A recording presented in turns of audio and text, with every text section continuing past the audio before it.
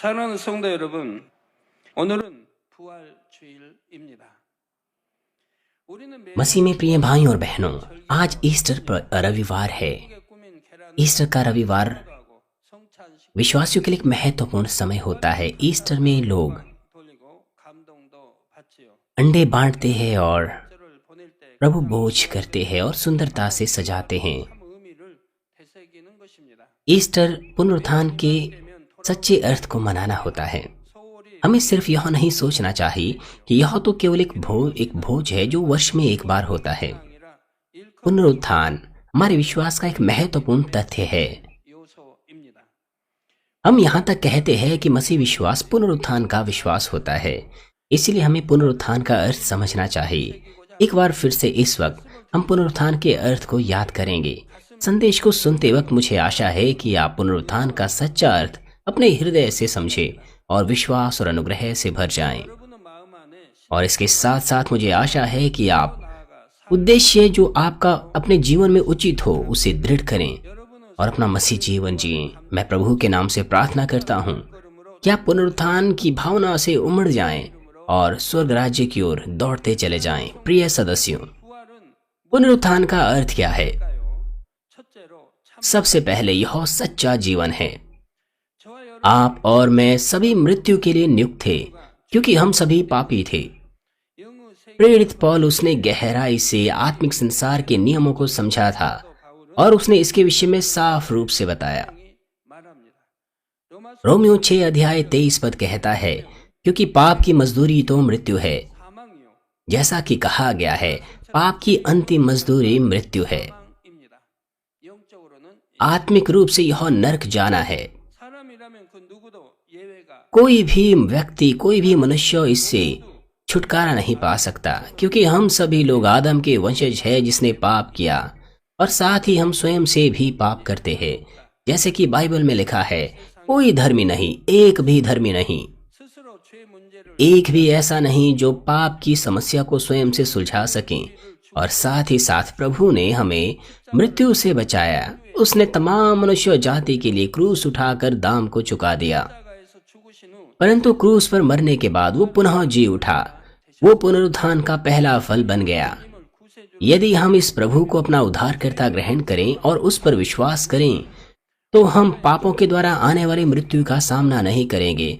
हम सदाकाल के लिए स्वर्ग राज्य में निवास करेंगे। जैसे कि पहला कुरिन्थियों 15:22 में लिखा है, जैसे आदम में सब मरते हैं वैसे ही मसीह में सब जिलाए जाएंगे।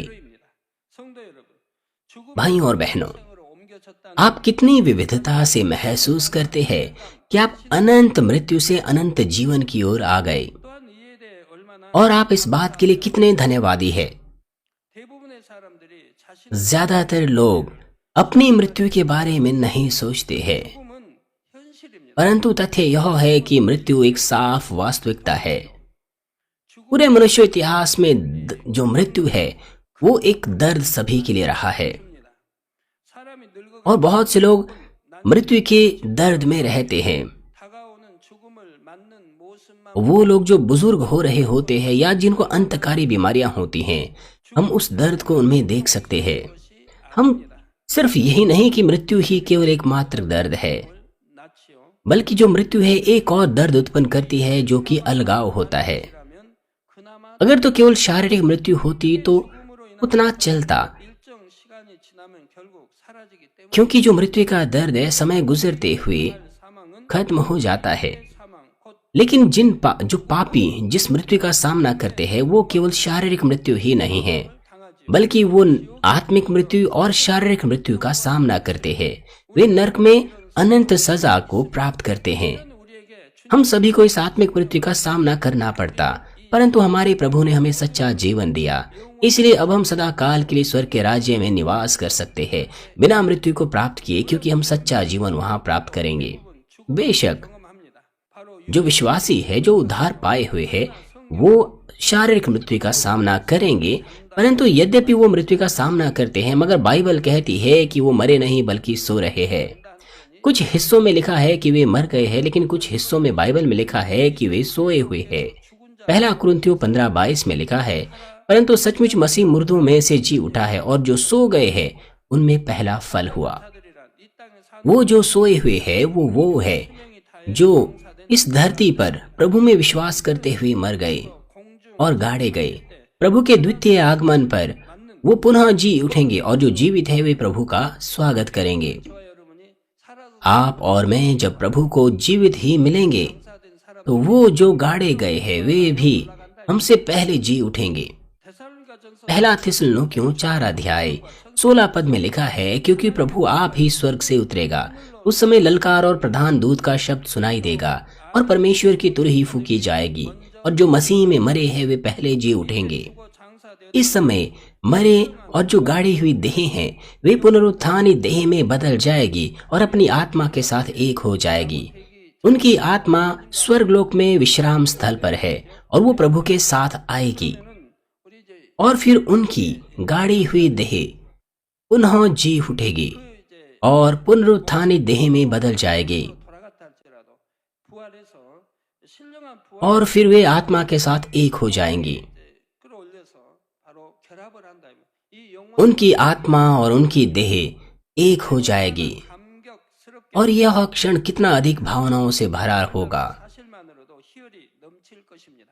और वो इस पुनरुत्थान के द्वारा आनंद से भर जाएंगे कि अब उन्हें फिर से नहीं मरना होगा और आप और उसके बाद वो लोग 휴거된다 이 말이에요. जी उठेंगे और जो जीवित है वे हवा में उठा लिए जाएंगे और वो प्रभु से मिलेंगे। वो हवा में उठा लिए जाएंगे, फिर वो जीवित, फिर वो नहीं मरेंगे, वो हवा में जीवित ही उठा लिए जाएंगे। पहला थिस्सलुनीकियों 4:17 में लिखा है, तब हम जो जीवित और बचे रहेंगे उनके साथ बादलों पर उठा लिए जाएंगे कि हवा में प्रभु से मिले और इस रीति से हम सदा प्रभु के साथ रहेंगे। 자, 제2하는 여기서도 잘 나타나 आप इसे सावधानी से पढ़ें। 아닙니다. हम सिर्फ हवा में ही नहीं उठाए जाएंगे। 계속 क्या आपको याद है कि प्रभु हवा में बादलों पर उठा लिया गया? 가지신 거 보죠? 그때 क्यों आपको लगता है 얼마든지 कि प्रभु ने बादल नहीं हटाए ताकि प्रभु को जीवित होकर लोग देख पाते? 우리도 क्यों प्रभु को बादलों पर उठा लिया गया? 그리하여 우리 हम जो जीवित है, जो बचे हुए हैं, वे उनके साथ बादलों पर उठा लिए जाएंगे कि प्रभु से हवा में मिलें और इस रीति से हम सदा प्रभु के साथ रहेंगे। यहाँ पर हवा दूसरे स्वर्ग को दर्शाती है। 유구 죽음을 겪 वो जो शारीरिक मृत्यु का सामना नहीं करेंगे वे हवा में उठा लिए जाएंगे। उनकी देह आत्मिक देह में बदल जाएगी जो कभी नाश नहीं होगी। उनकी देह अविनाशी देह में, संपूर्ण देह में बदल जाएगी, पवित्र देह में बदल जाएगी। 이 신령한 몸은 죽지 않고 और यह आत्मिक देह सिर्फ अविनाशी देह ही नहीं होगी 아름답습니다. परंतु ये सचमुच सुंदर होंगी। वो जो धरती पर जीवित होंगे वे और भी अधिक धन्यवादी होंगे 있게 더 क्योंकि उनके पास आशा होगी प्रभु से जीवित मिलने की।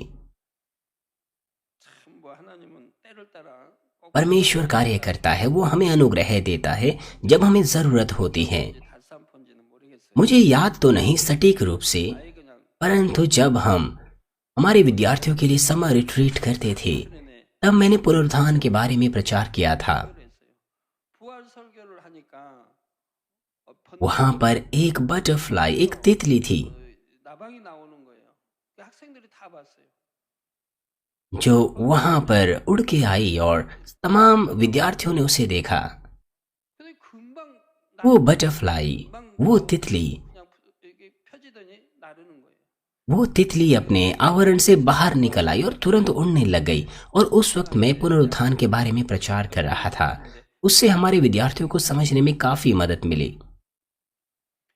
성도 여러분, भाइयों और बहनों, 사람들은 순간적으로 어떤 위험에 처했다. लोग जब जोखिमों से या खतरनाक स्थितियों से बाहर निकलते हैं तो वो आराम की सांस लेते हैं ये कहते हुए कि वो मृत्यु से बच गए। 모면했으니 얼마나 तो फिर हम जब अनंत मृत्यु से बच गए, हमारे लिए यह क्षण कितना अधिक अकल्पनीय क्षण होगा। 지옥을 हम कितने भाग्यवश है, भाग्यवादी है कि हमने मृत्यु की उस 고난과 부활 सजा से छुटकारा प्राप्त किया।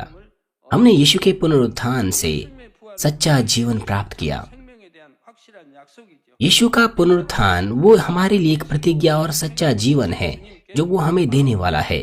मैं आपसे विनती करता हूँ कि ऐसे प्रभु को अपने हृदय की गहराई से आप धन्यवाद दें जिसने हमें सच्चा जीवन देने के लिए बचाया। 사람도 있죠. 죽음을 वो जो विश्वास नहीं करते हैं 아무것도 उनके लिए सब कुछ खत्म है 그러면 좀 जब वो मर जाएंगे। 그것도 아니에요. 지옥이냐 두 길에 한 길을 택해 가야 된다 이 말입니다. अगर तो आप सो रहे हैं और मर जाएं, 잠자는 게 좋습니까?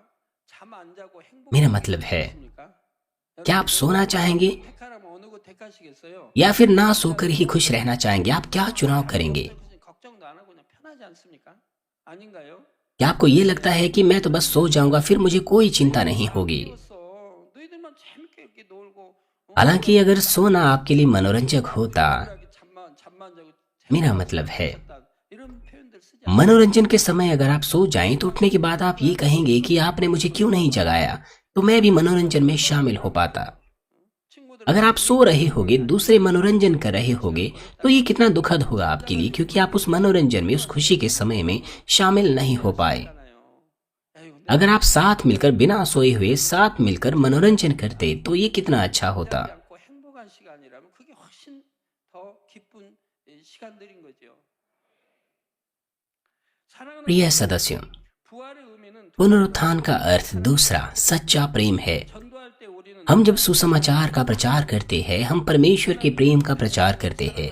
हम कहते हैं कि परमेश्वर आपसे प्रेम करता है, 그러면 눈에 보이지 않는 और फिर कुछ लोग कहते हैं 사랑하신다니 कि वो विश्वास नहीं कर सकते कि अदृश्य परमेश्वर उनसे प्रेम करता है, और वो आसानी से अपना हृदय नहीं खोल पाते। 우리는 하나님의 사랑 परंतु हम परमेश्वर का प्रेम बहुत अच्छे से जानते हैं। 말로만 परमेश्वर ने केवल वचनों से ही हमसे प्रेम नहीं किया, बल्कि साफ प्रमाण उसने हमें दिखाए, 때문이지요. 바로 예수님의 십자가 और वो प्राण है क्रूस की पीड़ाएं और प्रभु का, यीशु का पुनरुत्थान। 예수님은 죄인된 यीशु ने मनुष्य जाति को बचाने के लिए जो पापी थे क्रूस उठा लिया। 그 이유는 무엇입니까? क्या वजह है कि उसने ऐसा किया? 때문이었어요. उसने ऐसा इसीलिए किया क्योंकि वो हमसे प्रेम करता था। रोमियो 5:8 में लिखा है, परमेश्वर 예수를 구세 हम पर अपने प्रेम की भलाई इस रीति से प्रकट करता है कि जब हम पापी ही थे तभी मसीह हमारे लिए मरा। 죽으심으로 하나님께서 우리에게 대한 자기의 사랑을 확증하셨느니라고 하셨죠. 자, 하나님은 우리를 사랑하시는 परमेश्वर ने सिर्फ ये नहीं कहा अपने होंठों से मात्र कि वो हमसे प्रेम करता है, उसने अपने प्रेम को प्रदर्शित किया। 확증하셨습니다. कैसे उसने प्रमाणित किया, कैसे उसने दर्शाया? 그 사랑스러운 독생자 आ들을 हमारे लिए उसके प्रेम के प्रमाण के रूप में उसने अपने इकलौते पुत्र को हमारे लिए भेजा, और प्रायश्चित का बलिदान हमारे पापों की क्षमा के निमित्त उसने दे दिया। 그 화목 제물이 यह आसान नहीं था। 얼마나 उसके पुत्र को पीड़ाओं का क्रूस उठाना था, उसका उपहास उड़ाया गया, उसे नीच किया गया, झूठे दोष उस पर लगाए गए, 선한 좋은 일만 하셨는데 बल्कि उसने तो केवल भले ही कार्य किए थे। 그렇게 해서 उसे कोड़े मारे गए और उसने अपना लहू बहा दिया। 흘리고 우리 칸타타에서 우리 주님 क्या आपने देखा नहीं, 하시는 거 보시지 않았습니까? ईस्टर की प्रस्तुति में हमारे प्रभु को मारा जा रहा था, उसका लहू बहाया जा रहा था। 슬픔으로 좀 보낸 데다가 또 우리 주님의 मैं दुखी हो गया था। 슬픈 장면을 보니까 कुछ सप्ताह तक मैं दुखी था, मेरा हृदय 눈물이 나서 फूट पड़ गया था 끄면 됐는데 जब मैंने हमारे प्रभु को मारे जाने वाले और क्रूस पर चढ़ाए जाने वाले उस दृश्य को फिर से देखा। 달되는 거예요. 왜 मैं लगातार आंसू बहा रहा था। 우리 주님은 선만 행하시고 यद्यपि हमारे प्रभु ने केवल भले काम ही किए, मगर बुरे लोगों ने उसकी निंदा की, उसे मार दिया, उस पर झूठे दोष लगाए। 그리고 얼마나 슬픔으로 다가오는지 और यह मेरे लिए एक बड़ा दुख था। 눈물이 안 나는 것도 슬픈데 눈물이 안 나는 것도 참 고통스럽더라고요. यह मेरे लिए इतना दुख था कि मेरे आंसू भी नहीं निकल रहे थे, और उसके बाद मेरे शरीर पर 오늘 경련과 싸웠는데 ये दबाव के रूप में उत्पन्न हुआ। करीबन 막아버릴 수도 없고 करीबन 15 दिनों तक मुझे उस दबाव से गुजरना पड़ा। 주님의 그 십자가에 그참 채찍에 맞아 피 흘리신 이 장면을 보니 40 मिनटों तक मुझे इस दबाव से गुजरना पड़ा। 너무 슬프고 너무 मेरे हृदय में बहुत दुख हो रहा था, ऐसा लग रहा था मेरा हृदय 왜 인간 टूट रहा है। 해야 되나?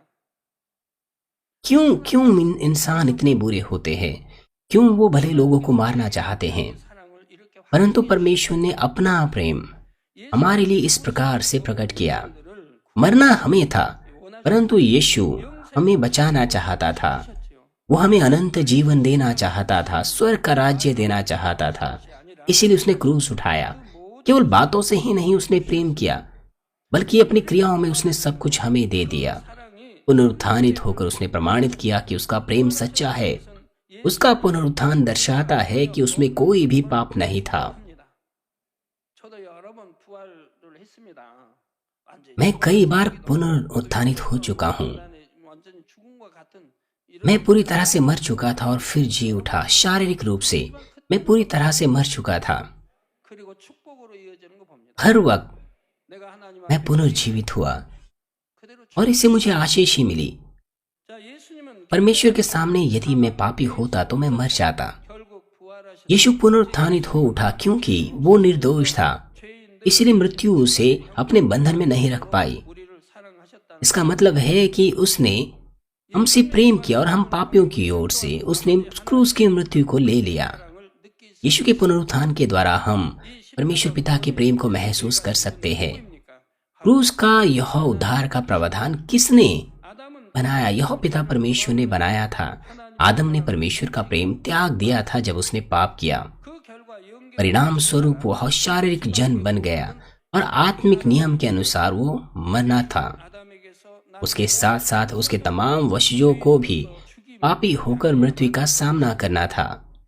그런데 그 죄값을 누가 परंतु फिर किसी ने उसके पाप के दाम को चुका दिया। 예수님이 ये यीशु है जो परमेश्वर के साथ मूल रूप से एक है। 이 죄의 परमेश्वर ने यीशु को समय के शुरू होने से पहले से ही पाप की समस्याओं को सुलझाने के लिए तैयार कर दिया था 그리고 때가 और जब समय आ पहुंचा 하시는 तो उसने अपने इकलौते पुत्र को 이 낮은 इस नीच धरती पर भेजा हम पापियों को बचाने के लिए। 죄인들을 손에 परमेश्वर ने यीशु को पापियों के हाथों मरवा डालने के लिए भेजा 살리기 위해서였지요.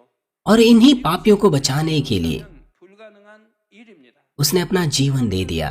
बिना प्रेम के यह संभव नहीं था। 피조물에 불과한 인간을 얼마든지 मनुष्य केवल एक प्राणी है और सृष्टिकर्ता होकर परमेश्वर कभी भी उन्हें नाश कर सकता है। 우리 주님은 십자가 지고 हमारा प्रभु क्रूस की पीड़ाओं को पहले से ही जानता था। 박히고 वो जानता था 맞고 피 흘리신 कि कैसे उसे क्रूस पर चढ़ाया जाएगा, कैसे उसे कोड़े मारे जाएंगे, कैसा उसका लहू बहेगा। 채찍에 वो सब दर्द जानता था। 그리고 आपने जब देखा कि उसे मारा जा रहा था, उसका लहू बहाया जा रहा था, कीलें ठोकी जा रही थी उसके हाथों और पैरों में, क्या आपने कभी कल्पना की है कि आपको कीलें ठोकी जा रही हैं? 노마 병정이 मैंने कल्पना की कि मेरे हाथों और पैरों में कीलें ठोकी जा रही हैं 이렇게 당한다고 하면 उन रोम के सैनिकों के द्वारा। तब मैंने सोचा अगर मुझे ऐसी पीड़ा उठानी पड़ती तो कैसे मैं उस दर्द को सह पाता। वो दर्द अकल्पनीय था। 칭이 वो बड़ी बड़ी कीलें 뚫어 들어가는데 मांस में से अंदर छेदी जा रही थी उसके दोनों हाथों और पैरों में। 또 양팔 그전 또 채찍에 उसने अपना सारा लहू 묻으시고 कोड़े खाकर बहा दिया। 쑤셔서 온갖 피를 쏟 उसने कांटों का मुकुट पहना। 저 고통을 उस दृश्य को देखते हुए मुझे लगा कि उतना दर्द मैं कैसे सह पाता। 얼만큼 मैं उसे पार नहीं कर पाता। 이런 생각을 하면서 मैं तो आश्चर्य में था कि मैं कितना सह पाता। 끼치더라고요. 이제 망치를 때릴 때마다 हथौड़े से हर वक्त जब वो उस कील को मार रहे थे मेरे रोंगटे खड़े हो रहे थे। 독생의 아들이 मेरे पापों के लिए, 치시기 위해서 मेरे पापों से छुटकारा देने के लिए परमेश्वर का पुत्र, इकलौता परमेश्वर का पुत्र, उसने ऐसा दर्द उठाया। यदि हम इस बात को जानते हैं और विश्वास करते हैं तो हमें कैसा जीवन जीना चाहिए। कृपया आप हर प्रकार की बुराई को दूर कीजिए। 비록 인생들이 죄를 परंतु उसका प्रेम कभी नहीं बदला। जब लोगों ने पाप किया तब भी उसने हमसे इतना प्रेम किया कि उसने अपने इकलौते पुत्र को बलिदान कर दिया ताकि हमारे लिए पाप की समस्या का समाधान करें। 하나님께서 이 십자가 구원의 섭리를 두신 तो फिर 목적인 목적은 무엇입니까? क्रूस के इस प्रावधान की योजना बनाने का अंततः उद्देश्य क्या है? यह है सच्ची संतान को प्राप्त करना जो साथ मिलकर परमेश्वर के साथ उसकी महिमा में सहभागी हो। अर्थात परमेश्वर ने तमाम योजना इसलिए बनाई कि हमें स्वर्गीय राज्य दे, अनंत जीवन दे और अपना प्रेम हमारे साथ साझा करें। उसने साफ रूप से अपना प्रेम हम पर दर्शाया अपने इकलौते पुत्र को इस धरती पर भेजने के द्वारा 주신 और क्रूस पर उन पीड़ाओं को पूरा करने और पुनरुत्थानित होने के द्वारा। 것이 흐른 지금도 동일하게 वो सच्चा प्रेम जो पुनरुत्थान में पाया जाता है वो आज भी वैसा ही दिखाया जाता है 2000 वर्ष के बाद। 나타나고 계시 वो सच्चा प्रेम 십자가의 परमेश्वर पवित्र आत्मा के द्वारा हमें दिखाता है। 구세주로 영접 जब हम यीशु मसीह को उद्धारकर्ता के रूप में ग्रहण करते हैं तो पवित्र आत्मा हमारे हृदय में आता है। 영이 तब हमारी मरी हुई आत्मा जी उठती है पवित्र आत्मा के द्वारा।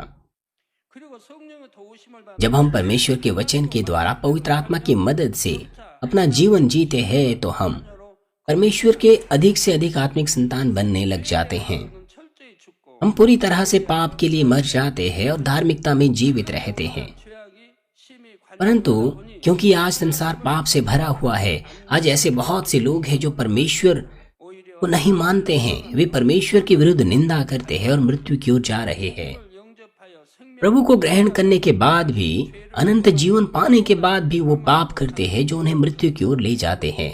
성령님은 이처럼 죽을 수밖에 없는 영혼 परंतु पवित्र आत्मा परमेश्वर के सामने मध्यस्थता कर रहा है ताकि ये आत्माएं जो मर रही हैं वो भी उद्धार का अवसर प्राप्त कर सकें, पुनः जीवन पा सकें। रोमियो 8:26 में लिखा है, इसी रीति से आत्मा भी हमारी दुर्बलता में सहायता करता है, क्योंकि हम नहीं जानते कि प्रार्थना किस रीति से करना चाहिए, परंतु वो आत्मा आप ही ऐसी आहें भर भर कर जो बयां से बाहर है हमारे लिए विनती करता है। 저는 목자로서 만약 चरवाहा होने के नाते मैंने बहुत सी भेड़ों की देखरेख की है और मैं करता हूँ। मैं ऐसे लोगों को देखता हूँ जो कई प्रकार के पाप करते हैं। मेरा दिल टूट जाता है उन लोगों को देखकर जो जानबूझकर पाप करते हैं, ना क्षमा होने वाले पाप करते हैं। 하나님께 이대로 죄를 용서해 주시라고 मैं परमेश्वर से ईमानदारी से प्रार्थना करता हूँ कि उनके पाप क्षमा हो, वो जीवित रहें। 내가 대신 그 값을 치러서라도 मैं ऐसे हृदय से प्रार्थना करता हूँ कि मैं कोई भी कीमत चुका लूंगा ताकि कम से कम वो स्वर्ग के राज्य जा सकें।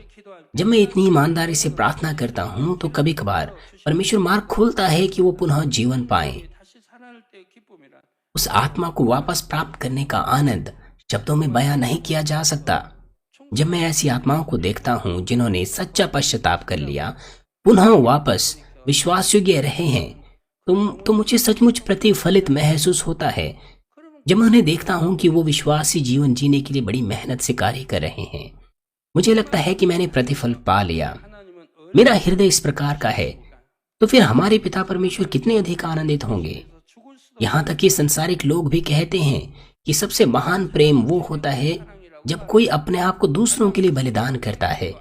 वो इस बात को मानते हैं कि अगर कोई व्यक्ति अपना जीवन भी बलिदान करे तो उसका प्रेम सच्चा होता है। 그러면서 나도 저런 사랑을 해 봤으면 वो भी ऐसे प्रेम से ही प्रेम करने की सपने देखते हैं। और यीशु ने इतना महान प्रेम क्रूस उठाकर 사랑을 보여 주셨습니다. हम पर प्रदर्शित किया। उसने इस बात को भी प्रमाणित किया कि उसका प्रेम सच्चा है अपने पुनरुत्थान के द्वारा। 바로 저와 여러분입니다. उसने किससे प्रेम किया? उसने मुझसे और आपसे प्रेम किया। मैं प्रभु के नाम से प्रार्थना करता हूँ कि इस प्रेम को आप पूरी तरह से अपने हृदय में भर दें। यह पुनरुत्थान का प्रेम, ताकि बाद में आप सुंदर दुल्हन प्रभु की बन सकें। मसीह में प्रिय भाई और बहनों, पुनरुत्थान में जो तीसरा अर्थ पाया जाता है वह है सच्चा विश्वास। यीशु ने विश्वास किया कि परमेश्वर पुनरुत्थान का, परमेश्वर निश्चित रूप से क्रूस का प्रावधान पूरा करेगा। और यीशु ने पूरी तरह से उद्धार का प्रावधान क्रूस उठाकर पूरा किया। बेशक यीशु भी ऐसी परिस्थितियों में पड़ा था जहां ऐसा लग रहा था कि चीजें योजना अनुसार नहीं जा रही है। उसे सताया गया, उसके जीवन में कई जोखिम आए जब उसने क्रूस उठाया। यहाँ तक कि परमेश्वर के द्वारा भी उसे त्याग लिया गया। वो पूरी तरह से अकेला हो गया। वो इसीलिए क्योंकि उसे पापियों की जगह क्रूस को उठाना पड़ा। 그토록 사랑하는 아버지를 아버지라 부르지도 못하고 वो अपने प्रिय पिता को पिता तक नहीं कह पाया, केवल उसने परमेश्वर कहा।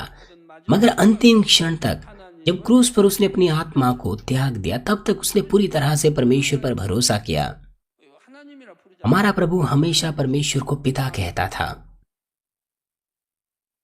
그런데 परंतु केवल एक बार जब वह क्रूस पर चढ़ा हुआ था, तब वह परमेश्वर को पिता नहीं कह पाया। उसने केवल परमेश्वर कहा। 우리 죄인들의 죄를 치고 운명 अपनी अंतिम सांस लेने से पहले हमारे तमाम पापों को उठाते हुए 아버지 앞에 परमेश्वर को जब उसने पुकारा तो उसने परमेश्वर को पिता नहीं कहा। 죄인이기 때문에 मनुष्य जाति के पापों के लिए जिसने क्रूस उठाया, वो परमेश्वर को पिता नहीं कह पाया। उसने केवल परमेश्वर कहा। 하나님이라고 부릅니다. 자, 십자가 고난을 당한 후에는 다시 부활하여 उसने आशा की, उसने विश्वास किया कि वो पुनः जीवित होगा 소망하셨죠. और क्रूस की पीड़ाओं के बाद जीवित होकर परमेश्वर के साथ महिमा का आनंद लेगा। 믿음 안에 살 수가 있습니다. हम भी संसार के साथ ना समझौता करते हुए विश्वासी जीवन जी सकते हैं। 허락하시고 천국을 주실 परमेश्वर पर संपूर्ण रूप से विश्वास करने का मतलब है पुनरुत्थान पर विश्वास करना, 믿음이 있는 사람은 कि हम स्वर्ग प्राप्त करेंगे उस बात पर विश्वास करना। इसीलिए 않습니다. हम इस धरती पर धरती की चीजों पर विश्वास ना लगाएं। 아니라 영원한 यह संसार नाश हो जाएगा, खत्म हो जाएगा। 천국을 벗으며 हम हर दिन पापों को दूर करें और अनंत स्वर्ग के राज्य की आशा रखें और पवित्र हों। और साथ ही जिनके पास ऐसा विश्वास होता है वो मृत्यु तक हर परिस्थिति में विश्वास योग्यता से कार्य करते हैं। उनकी विश्वास योग्यता कभी नहीं बदलती है। 영생을 주신 하나님을 믿 मैंने परमेश्वर पर विश्वास किया जिसने मृत्यु से पहले मुझे अनंत जीवन दिया। 이루실 इसलिए मैं यह भी विश्वास करता हूँ कि वो हमारी कलीसिया को दिए हुए हर प्रावधान को पूरा करेगा 하나하나 और परमेश्वर उन्हें एक एक करके पूरा भी कर रहा है। 때때로 애매히 कभी कभार 고난 받아야 했습니다. हमें सताव को सहना पड़ा, पीड़ाओं को सहना पड़ा। व्यक्तिगत रूप से मेरी सेवकाई में मुझे जोखिमों से गुजरना पड़ा। हमारी कलीसिया भी कई अलग अलग परिस्थितियों से गुजरी, मगर मैंने कभी परमेश्वर पर संदेह नहीं किया। 실만 보면 죽은 것과 다름없는 위기 हम 속에서도 ऐसे थे जैसे मानो हम मृत्यु में हैं जब हमने वास्तविकता को देखा, लेकिन जब हमने पूरी तरह से परमेश्वर पर विश्वास किया तो हमारे पास 그 다음에는 चमत्कार प्रकट हुए। 축복으로 이어졌고요. 죄가 없으면 결코 죽을 수 없기 때문입니다. 그래서 죄 없이 고난을 받을 때는 하나님께서 그 कोई भी बिना पाप के नहीं मरता। जब हम 고난까지 모든 बिना पाप के पीड़ाएं उठाते हैं तो उसके बाद परमेश्वर हमें आशीष देता है। 모든 시험할 तमाम सताओं के बाद परमेश्वर ने हमें आशीष दी। हमारी कलीसिया में जागृतियां हुई। 또 부흥도 주셨고요. 우리 성도님 उसने हमारे विश्वासियों के विश्वास को भी हर वक्त दृढ़ किया। 성도 여러분, प्यारे भाइयों और बहनों, दूसरा तिमुथियों 3:12 पद में लिखा है, पर जितने मसीह यीशु में भक्ति के साथ जीवन बिताना चाहते हैं वे सब सताए जाएंगे। 그리스도 안에서 वो सभी 예수 안에 जो भक्ति का जीवन यीशु मसीह में बिताना चाहते हैं वे सताए जाएंगे। 이게 핍박받는 거를 그렇게 두려워할 건 못 돼요. इसलिए सताया जाना कोई डर की बात नहीं है। 봐요. 안 받을 일이 얼마나 많은데. 여러분 कभी कभार आप सताव का सामना कर सकते हैं, मुश्किलों का सामना अपने व्यक्तिगत जीवन या अपनी सेवकाई में कर सकते हैं, 우리를 परंतु ऐसे समय में भी मुझे आशा है कि दृढ़ता से आप 그날에 परमेश्वर पर भरोसा रखें 소망하시기 जो हमें पुनरुत्थान देगा, 여러분이 바로 महिमा की आशा देगा जो हम बाद में पाने पर है। आप प्रभु के गवाह है जो जी उठा है। 삶으로 생명이 없었는데 주님을 만나 पाप में जीवन जीने 영을 낳아 के समय में आपके पास जीवन नहीं था, परंतु प्रभु से मिलने के बाद आपने नया जन्म पाया और आप आत्मा के द्वारा आत्मा को हर दिन जन्म देते हैं। आप आत्मा के जन्म में बदल रहे हैं। आपने पवित्र आत्मा की सामर्थ्य को देखा है, अनुभव किया है, 하셨는데 जो मरे हुओं को जीवित करती है, मृतकों को जिला देती है, मरी हुई कोशिकाओं ऊतकों को पुनः जिला देती हैं। 근데 죽은 उसका मतलब है 세포에서 다시 살렸다. कि परमेश्वर ने कुछ रच लिया है। वो मरा हुआ था मगर अब उसने उसे जीवित कर दिया है। यह पुनः सृष्टि का कार्य है। इसलिए मैं आपसे विनती करता हूँ कि और भी सुंदर स्वर्गीय निवास स्थानों को आप बलपूर्वक ले लें और भी दृढ़ विश्वास और आशा के साथ। और साथ ही मैं आपसे विनती करता हूँ कि आप प्रभु के ऐसे कार्यकर्ता बने 부탁드립니다. जो इस कलीसिया के साथ उन दर्शनों को साथ मिलकर पूरा करेंगे। और सबसे बढ़कर मैं प्रभु के नाम से प्रार्थना करता हूँ कि आप निश्चित रूप से प्रभु का प्रमाण दिखाएं जो पुनः जीवित हो उठा और जो जीवित है। 말씀 आइए मैं इस संदेश का सारांश आपको दूंगा। प्रिय सदस्यों, लोग कहते हैं 드리는 말이 있습니다. कि मनुष्य तो जानवर है जो भूल जाते हैं। 없을 것 वो हमें बताते हैं कि मनुष्यों का स्वभाव ये होता है जो बहुत ही जल्दी भूल जाते हैं ऐसी चीजों को भी जो उन्हें नहीं भूलनी चाहिए। 어떤 학생 공부를 मान लीजिए 열심히 너무 कि एक ऐसा विद्यार्थी है जो अच्छे से पढ़ना चाहता है लेकिन वो याद नहीं रख पाता क्योंकि वो नहीं जानता कि पढ़ाई कैसे करना है 영어 선생까지 시- और उसके बाद वो पढ़ाई से ही नफरत करने लग जाता है। 우리 부모님들이 उससे इंग्लिश अच्छी नहीं लगती इसलिए वो इंग्लिश से नफरत करता है, इंग्लिश टीचर से भी नफरत करता है। 다른 거 사다 주고 뭐 이렇게 뭐 해라 외식도 해주게 अगर आपका बच्चा इस तरह की चीज इस तरह की श्रेणी में है और अगर आप ये कहें 하는데 कि तू क्यों नहीं पढ़ता, मेहनत से पढ़ाई कर, तेरे अच्छे नंबर आएंगे, मैं तेरे लिए ये खरीदूंगा वो खरीदूंगा, 마음은 다 공부 ऐसा कहकर आप उसकी सिद्धांतिक समस्या का समाधान नहीं कर रहे। 싶어요. 근데 안 되는 걸 어떻게 안 되는 वो 거예요? पढ़ना चाहता है परंतु वो अच्छे से नहीं पढ़ पाता, 그걸 해결해 줘야 तो 돼요. वो क्या करें? आपको सिद्धांतिक समस्या को सुलझाना चाहिए। 내가 공부를 왜 못하게 됐는가? 만약 컴퓨터에 빠지고 आप जो विद्यार्थी लोग हैं, मान लीजिए आप कोई लड़का लड़कियों के साथ दोस्ती कर रहे हैं, कंप्यूटर गेम्स में आप 점점 더 व्यस्त हो गए हैं, 생각과 모든 ये सारी चीजें आपके अंदर है। इसके चलते पढ़ाई में आपका मन भटक जाता है, आप पढ़ाई में मन नहीं लगा पाते यद्यपि आप चाहते भी है। 공부도 안 되고 और अगर ऐसा ही चलता रहे तो आप पढ़ाई से नफरत करने लग जाते हैं। 않습니까? 그러다 이제 और फिर जैसे जैसे समय गुजरता है तो आप दूसरे विद्यार्थियों के साथ एक नहीं हो पाते। माता पिता और बच्चों को सिद्धांतिक समस्याओं को सुलझाना चाहिए। 해결해 나가야 되는 거예요. 그 어려운 मुझे लगता है यह आसान है। 제가 볼 때는 너무 쉬울 것 आपका बच्चा अगर गणित में सही नहीं है, अच्छा नहीं है, 같아요. 아니면 선생님에서 하여튼 तो आपको आधारित चीजों से सिखाना चाहिए उसे। आपको उसे सिखाना चाहिए कि वो ना उबे। 가르쳐 나가면 되고 물론 방법론이 필요하죠. हालांकि 필요하니까 उसके लिए अच्छी विधियों को आपको अपनाना होगा। इंग्लिश के साथ भी ऐसा ही है। अगर किसी विद्यार्थियों को इंग्लिश की आधारित चीजें पता नहीं तो वो अच्छे से नहीं पढ़ सकता। 컴퓨터 있죠. आजकल के दिनों में आधारित इंग्लिश के लिए काफी सामग्री उपलब्ध है। 책도 얼마든 있고 जब मैं एक विद्यार्थी था तब उस तरह की सामग्री उपलब्ध नहीं थी। 저희 학교 दा닐 때는 अगर आप कक्षा में ना जाएं तो फिर आप उनके साथ उन्हें पकड़ नहीं पाएंगे। 그러니까 선생님이 있습니까? मेरे समय में कोई अध्यापक या कोई भी इंग्लिश पढ़ने के लिए संस्थान नहीं था। इसीलिए अगर आप कक्षा छोड़ दें तो फिर आप उनके साथ आगे नहीं बढ़ पाएंगे। आज बिल्कुल अलग है। आज कई ऐसी सामग्री है, विद्यार्थी है जो विद्यार्थियों की 그러니까 선생님이 아니라 और अध्यापक है जो विद्यार्थियों की मदद करते हैं। 그런 컴퓨터든 인터넷 하여튼 노트북이든 해서 거기 가르친 선생님들이 많단 말이에요. 기초를 잘 아는 거기는 또 중급부터 아니면 고급 이렇게 분류해서 해야 되고 आज अन्य ट्यूशन्स भी उपलब्ध हैं, तो इस तरह की विधियों के द्वारा आप अपने बच्चे की मदद कर सकते हैं कि वो अच्छे से पढ़ाई कर सकें। 재밌게 노력해야 되고요. 여러분 학원에 많으니까 학원 किसी अध्ययन संस्थान में जाना वो हमेशा बेहतर 가르치는 विद्यार्थी पढ़ाई कर सके हमेशा उसकी मदद नहीं कर सकता, क्योंकि कुछ ऐसे संस्थान होते हैं जो अच्छे से नहीं पढ़ाते। 힘들게만 하는 लेकिन इसके अलावा दूसरे और तरीके हैं उन्हें सिखाने के, 거예요. उन्हें अच्छे से पढ़ाई कराने के। 잘 따라하고 배우려고 하고 가르칠 수 있는 그런 방법이 왜 없겠습니까? 얼마든 있지. 예, 그래서 근본을 찾아서 학생들도 왜 내가 공부하기 싫어졌는가 찾아서 그거를 해결해주고 공부할 수 있는 마음이 갖도록 그리고 북돋아줘서 할 수 있도록 만들어 가야 되는 거예요. इसीलिए आपको सिद्धांतिक समस्याओं को सुलझाना चाहिए कि क्यों वह विद्यार्थी पढ़ाई से नफरत करता है। आपको उसे उत्साहित करना चाहिए ताकि उसमें रुचि आए। अगर कोई विशेष विषय को वो नापसंद करता है तो आपको जानना चाहिए कि क्यों वो नापसंद करता है और उसकी मदद करनी चाहिए कि उसमें फिर से रुचि उत्पन्न हो।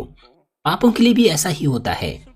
आपको पाप की मूल समस्या को सुलझाना चाहिए। 잘 표현하는 말입니다.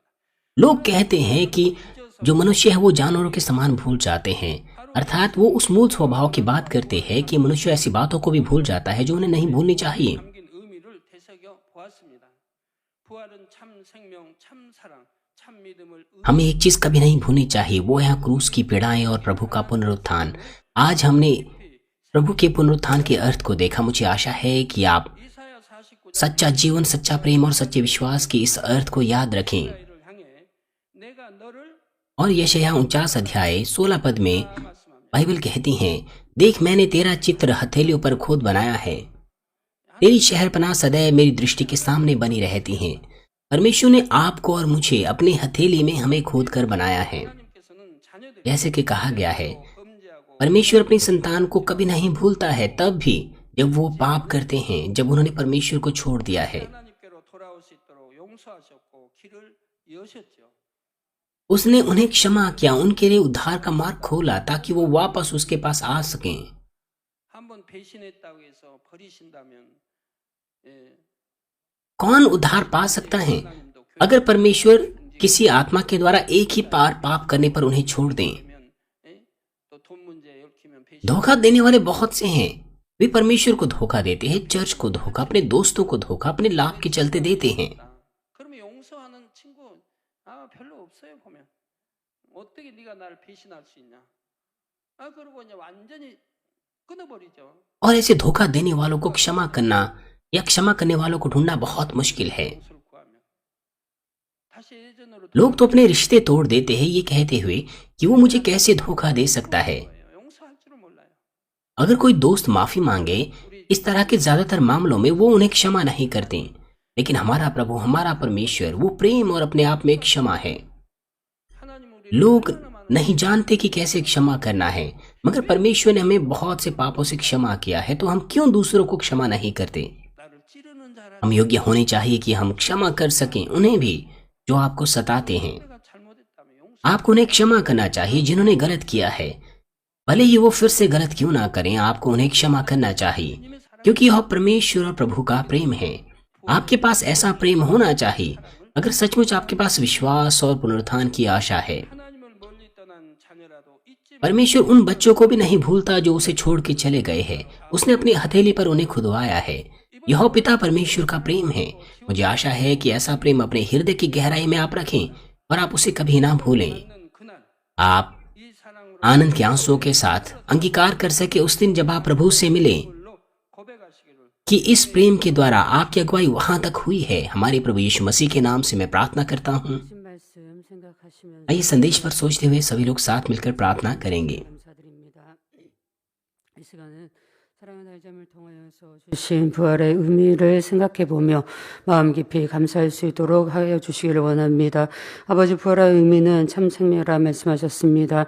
죽을 수밖에 없는 우리 영혼들을 구원하여 주시고 우리에게 아버지의 영원한 총을 소망을 달려갈 수 있는 참 생명을 허락하여 주심을 감사드립니다. 주님의 아버지 부활의 의미는 참 사랑입니다.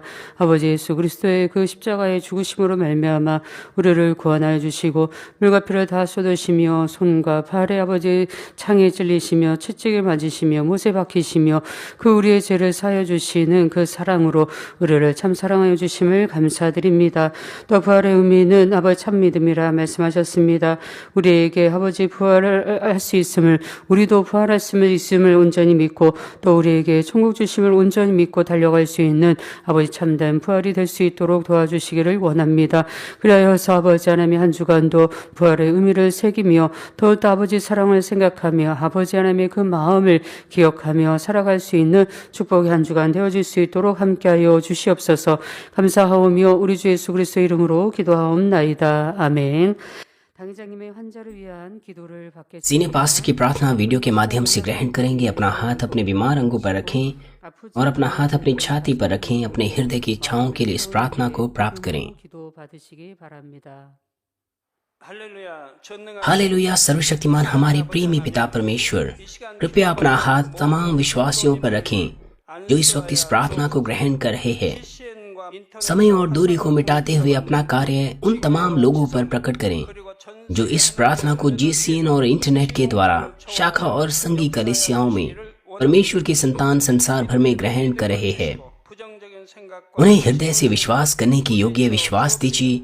नकारात्मक विचार और शक दूर कीजिए। 주옵소서.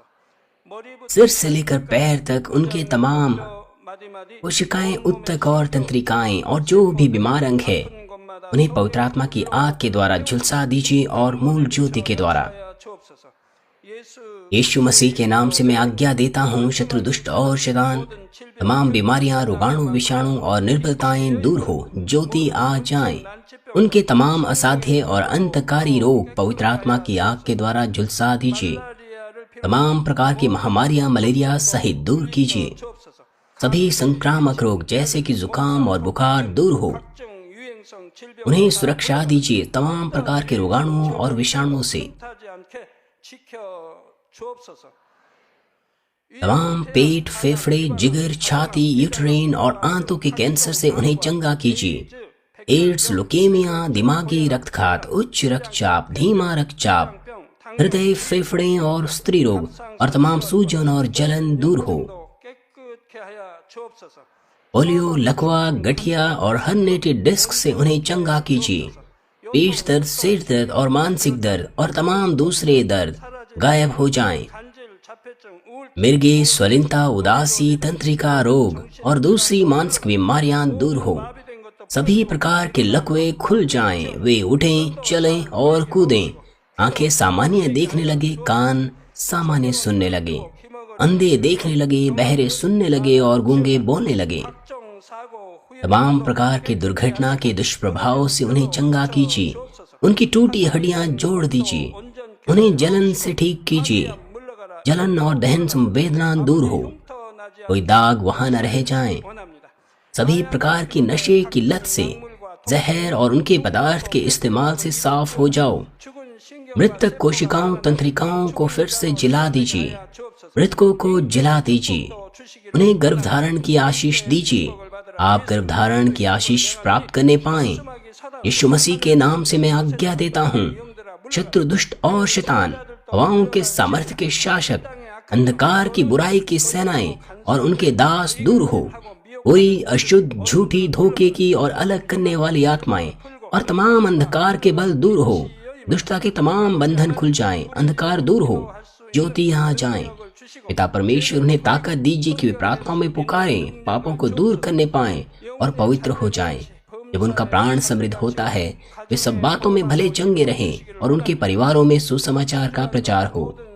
तमाम दुर्घटना और आपदाओं से पूरे सप्ताह भर उन्हें सुरक्षा दीजिए और आशीष दीजिए कि बिना समस्या के एक समृद्ध जीवन वे जी सकें। पवित्र आत्मा की अग्नि में बाड़े में स्वर्गीय सेना, स्वर्गदूतों और अपनी धधकती आंखों से अपने सभी बच्चों को, उनके घर, कार्यशालाओं और व्यापारों को सुरक्षा दीजिए।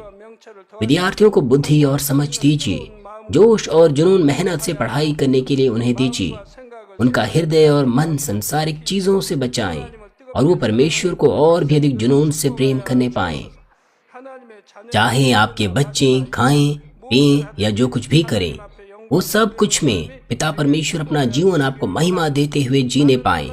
वे जीवित परमेश्वर की गवाही यह कहकर देने पाएं कि मैं परमेश्वर से मिला हूं, मैंने परमेश्वर का अनुभव किया है, उससे उत्तर और आशीषें प्राप्त किए हैं। पिता परमेश्वर आपका धन्यवाद। सारी महिमा केवल आपको मिले। प्रभु यीशु मसीह के नाम से मैं प्रार्थना करता हूँ, आमीन।